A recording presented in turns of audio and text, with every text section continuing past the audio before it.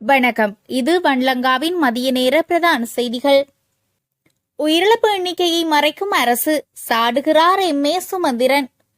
டித்வா புயல் தாக்கத்தால் ஏற்பட்ட சேதங்கள், உயிரிழப்புகள் தொடர்பான உண்மைத்தன்மையை அரசாங்கம் வெளிப்படுத்த வேண்டும்.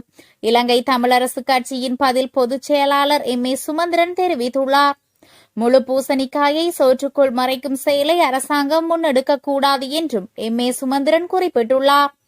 களுவாஞ்சிக்குடியில் நிவாரணப் பொருட்கள் வழங்கும் நிகழ்வில் கலந்து கருத்து தெரிவித்த போதே அவர் மேற்கண்டவாறு தெரிவித்துள்ளார். அவர் மேலும் கூறுகையில், மலையகத்துக்கு சென்றபோது பரிதாபகரமான சம்பவங்கள் தொடர்பில் அறிந்து கொண்டோம். சில இடங்களில் முழு கிராமமே புதையுண்டன. அந்த நேரத்தில் வீடுகளில் இல்லாத சிலர் தப்பி பிழைத்துள்ளனர். அங்கிருந்த ஒருவர் தனது முழு குடும்பமும் புதையுண்டதாகவும், மீட்பு நடவடிக்கைகளுக்கு யாரும் வரவில்லை என்றும், எப்படியாவது தமது குடும்பத்தினரின் உடல்களை மீட்க வேண்டும் என்பதற்காக 3 நாட்களாக போராடி வருவதாகவும் தெரிவித்தார். அங்கு சிலர் தமது பணத்தை கொடுத்து இயந்திரங்கள் மூலம் தேடுதல் பணியை மேற்கொண்டு வருகின்றனர். நேற்றைய தினம் கண்டி அரசாங்க அதிபரை சந்தித்த போது கம்பளையில் 19 பேர்தான் உயிரிழந்தனர் என்று சொல்கிறார்.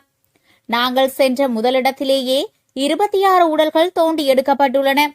இன்னும் 50க்கு மேற்பட்டவர்கள் புதையுண்டுள்ளனர் என்று கிராம மக்கள் கூறுகின்றனர். இவ்வாறு பல கிராமங்கள் பேரழிவுக்கு உள்ளாகியுள்ளன.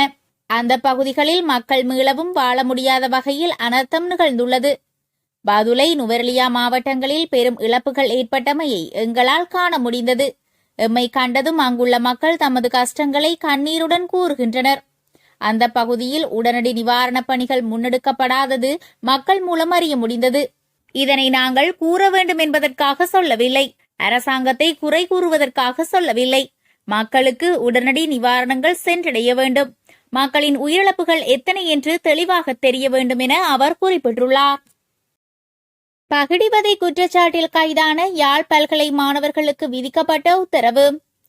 பகிடிவதை புரிந்த குற்றச்சாட்டில் கைதான யாழ்ப்பாண பல்கலைக்கழக முகாமைத்துவ கற்கைகள் மற்றும் வணிக பீட மாணவர்கள் 19 பேரின் விளக்கமறியல் நீடிக்கப்பட்டுள்ளது.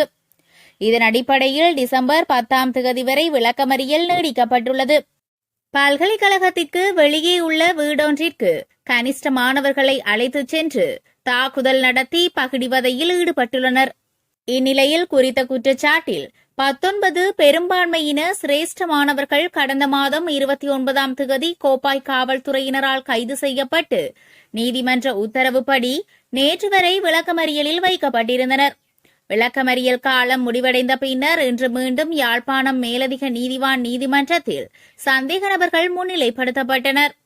விசாரணைகளை முன்னெடுத்த மேலதிக நீதிவான் உசைன் சந்தேக நபர்கள் 19 பேரையும் டிசம்பர் மாதம் 10ஆம் தேதி வரை விளக்கமறியலில் வைக்குமாறு உத்தரவிட்டமை குறிப்பிடத்தக்கது. கொட்டி தீர்க்கப் போகும் கனமழை, விடுக்கப்பட்டுள்ள எச்சரிக்கை. கொட்டி தீர்க்கப் போகும் கனமழை, விடுக்கப்பட்டுள்ள எச்சரிக்கை.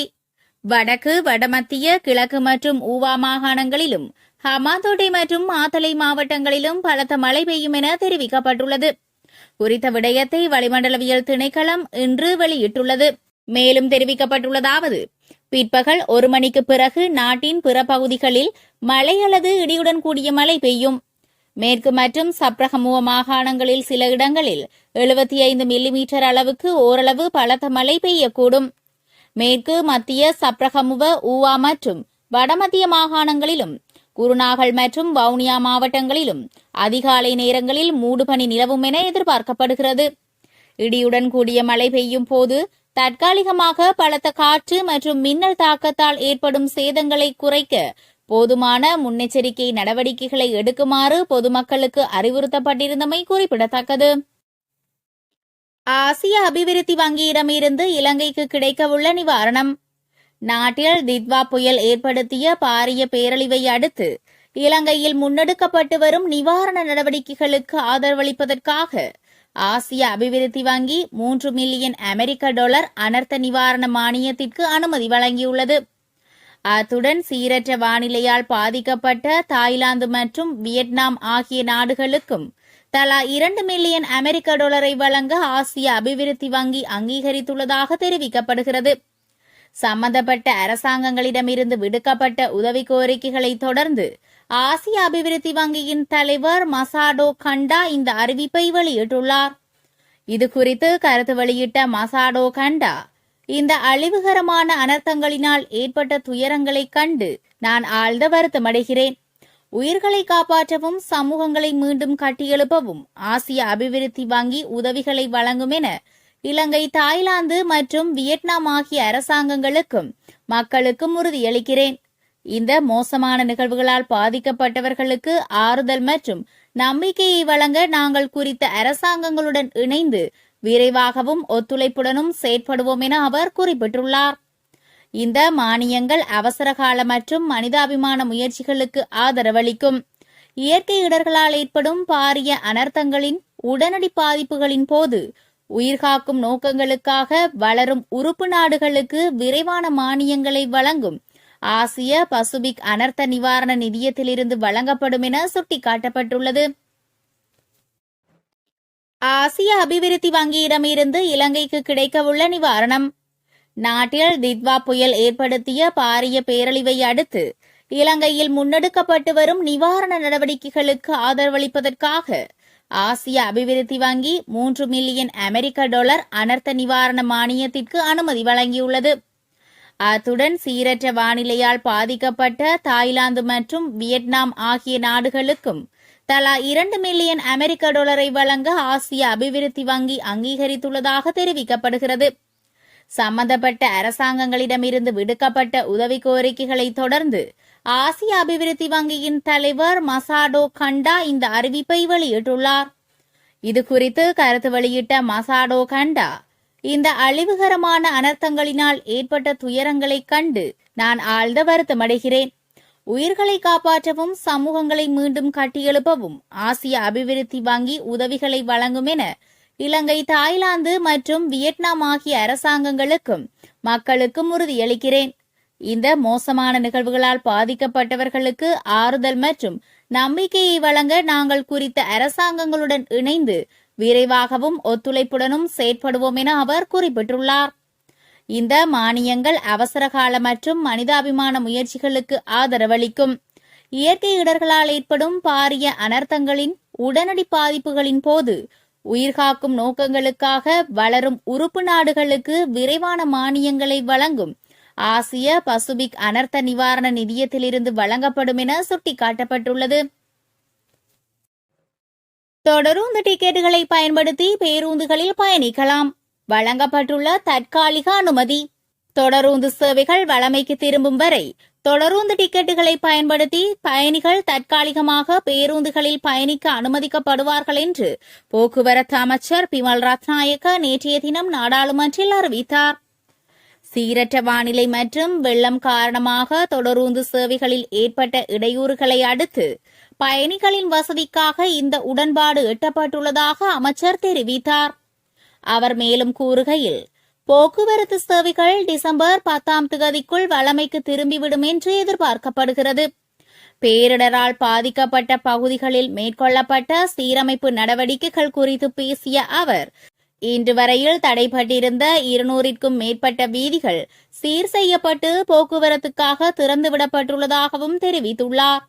இந்த தற்காலிக ஏற்பாடு சீரமைப்பு பணிகள் நிறைவடைந்து தொடருந்து சேவைகள் முழுமையாக மீட்டெடுக்கப்படும் வரை பயணிகளுக்கு நிவாரணம் அளிக்கும் வகையில் அமைந்துள்ளது. இலங்கையில் சர்ச்சையாக மாறிய பாகிஸ்தானின் நிவாரணம், உண்மையை அம்பலப்படுத்திய நபர். இலங்கையில் ஏற்பட்ட பேரிடரை அடுத்து பாகிஸ்தானினால் அனுப்பப்பட்ட நிவாரணப் பொருட்கள் போலியான தகவல்கள் பரப்பப்படுவதாக சமூக ஊடக செயற்பாட்டாளர் ஒருவர் தெரிவித்துள்ளார். இயற்கை அனர்த்தத்தினால் பாதிக்கப்பட்ட இலங்கைக்கு காலாவதியான பொருட்களை பாகிஸ்தான் அனுப்பியதாக குற்றச்சாட்டுகள் எழுந்துள்ளன. எனினும் அந்த செய்தியில் எந்தவித உண்மையும் இல்லை என இலங்கை சிவில் மற்றும் மனித உரிமைகள் ஆர்வலர் சிறந்த அமரசிங்க தெரிவித்துள்ளார். பாகிஸ்தானினால் வழங்கப்பட்ட அரிசி பைக்குள் அரிசி இருக்கவில்லை, வேறு பொருட்கள் இருந்ததனை அவர் உறுதி செய்துள்ளார். தனக்கு கிடைத்த பொதிக்குள் இருந்த பொருட்களை வைத்து இது தொடர்பான தகவல்களை அவர் வெளியிட்டுள்ளார். அந்த பொதிக்குள் திகதியிடப்பட்ட பால், பிஸ்கட் பொருட்களே இருந்தன. அதில் அரிசி எதுவும் இல்லை. பொலித்தீன் பைகளுக்குள் வைத்து அவற்றினை பொதி செய்தால் பாதிக்கப்பட்ட மக்களுக்கு அதனை வழங்க முடியாமல் போய்விடும். இதனால் பாகிஸ்தான் படையினரின் நீண்ட காலமாக கப்பலில் பயன்படுத்திய பழைய அரிசி பைகளில் இருந்த உணவுப் பொருட்களை பாதுகாப்பாக பொதி செய்து வழங்கியுள்ளனர். அந்த பைக்குள் காலாவதியான எந்த ஒரு பொருட்களையும் அவர்கள் வழங்கவில்லை. அதனை பெற்ற மக்களை புகைப்படம் எடுத்து இதில் அப்படியொன்றும் இல்லை என்பதை உறுதி செய்துள்ளனர். இதனால் இவ்வாறானதொரு சந்தர்ப்பத்தில் தங்களிடம் உள்ளவற்றை கொண்டு உதவி செய்ய நினைத்த பாகிஸ்தான் நாட்டினை அவமதிக்க வேண்டாம். இந்திய ஊடகங்கள் இவற்றினை திரிவுபடுத்தி செய்தி வெளியிட்டுள்ளன. நல்ல மனதுடன் செய்யும் உதவிகளை தவறாக வெளிப்படுத்தி அரசியல் பழிவாங்கல்களை மேற்கொள்ள வேண்டாம் என கேட்டுக் கொள்கிறேன் என அவர் மேலும் தெரிவித்தார். ரீபில்டிங் ஸ்ரீலங்கா 19,000 இலங்கையர்கள் நிதி பங்களிப்பு. டிட்வா சூறாவளியால் ஏற்பட்ட பெரும் சேதத்திற்கு பிறகு நாட்டை மீண்டும் கட்டியெழுப்புவதை நோக்கமாக கொண்ட ரீபில்டிங் ஸ்ரீலங்கா நிதியத்திற்கு நேற்று வரை 19,000க்கும் மேற்பட்ட வெளிநாட்டில் தொழில் புரியும் இலங்கையர்கள் பணத்தை வைப்பு செய்துள்ளதாக நிதி திட்டமிடல் மற்றும் பொருளாதார அபிவிருத்தி அமைச்சின் செயலாளர் கலாநிதி ஹர்ஷன சூரிய பெரும தெரிவித்துள்ளார். நிதி திட்டமிடல் மற்றும் பொருளாதார அபிவிருத்தி அமைச்சின் செயலாளர் விசேட அறிக்கையொன்றின் மூலம் இதனை தெரிவித்துள்ளார். நிதி அமைச்சின் செயலாளர் விடுத்துள்ள அறிக்கையில், நமது நாட்டு மக்களில் பெரும்பாலானோர் சீரற்ற வானிலையால் பாதிக்கப்பட்டுள்ளனர். அவர்களுக்கு தேவையான நிவாரணங்களை வழங்க அரசாங்கம் தலையிடுவது போன்று வெளிநாடுகளில் உள்ள இலங்கையர்களும் பாதிக்கப்பட்ட மக்களுக்கு தேவையான உதவிகளை வழங்க சந்தர்ப்பம் வழங்குமாறு கோரிக்கை விடுக்கப்பட்டது. அதற்காக நிதியமைச்சு மற்றும் ஏனைய அரச நிறுவனங்களினதும் ஒருங்கிணைப்பில் தற்போது 2 வேலை திட்டங்களை முன்னெடுத்து வருகின்றன. அதன் முதலாவது வேலை திட்டமாக வெளிநாடுகளில் உள்ள இலங்கையர்களிடமிருந்து பெறப்படும் நிதியுதவிக்காக இலங்கை வங்கியில் ஒரு சிறப்பு கணக்கு இலக்கம் மறவிடப்பட்டது. இதுவரை 19,000க்கும் மேற்பட்ட வெளிநாட்டில் தொழில் புரியும் இலங்கையர்கள் அதில் பணத்தை வைப்பு செய்துள்ளனர். மேலும் 2வது வேலை திட்டத்தின் கீழ் இந்நாட்டிற்கு பொருட்களை அனுப்புபவர்களுக்கு குறைந்த ஆவணங்கள் மற்றும் எந்த கட்டணமுமின்றி பொருட்களை அனுப்பும் செயல்முறை இலகுபடுத்தப்பட்டுள்ளது. மேலும் அத்தகைய பொருட்களுக்கு விடுக்கப்படும் தீர்வை வரி மற்றும் கட்டணங்களும் நீக்கப்பட்டுள்ளன. இந்த வேலை திட்டத்தை துரிதப்படுத்துவதற்காக சுங்கப்பணிப்பாளர் நாயகத்தின் தலைமையில் ஒரு செயலணி நிறுவப்பட்டுள்ளது. எனவே இந்நாட்டிற்கு அனுப்பப்படும் பொருட்களை எளிதாக விடுவிக்க முடியும் என்பதை கூற வேண்டும். இருப்பினும் இந்த சலுகை அனர்த்த முகாமைத்துவ நிலையத்தின் பெயரில் அனுப்பப்படும் பொருட்களுக்கு மாத்திரமே கிடைக்கும். இது தொடர்பான மேலதிக தகவல்கள் ஏற்கனவே சுங்க இணையத்தில் குறிப்பிடப்பட்டுள்ளன. மேலும் அனைத்து நாடுகளிலும் உள்ள தூதரகங்கள் மூலம் இது குறித்து தெளிவுபடுத்தப்பட்டுள்ளது. வெளிநாட்டில் தொழில் புரியும் இலங்கையர்களால் இந்நாட்டிற்கு அனுப்பப்படும் பொருட்கள் அனர்த்த முகாமைத்துவ நிலையத்தினால் பெறப்பட்ட பின்னர் பாதிக்கப்பட்ட மாவட்டங்களில் மாவட்ட செயலாளர்கள் மூலம் உடனடியாக விநியோகிக்கும் வேலை திட்டமும் தயாரிக்கப்பட்டுள்ளது என அந்த அறிக்கையில் குறிப்பிடப்பட்டுள்ளது.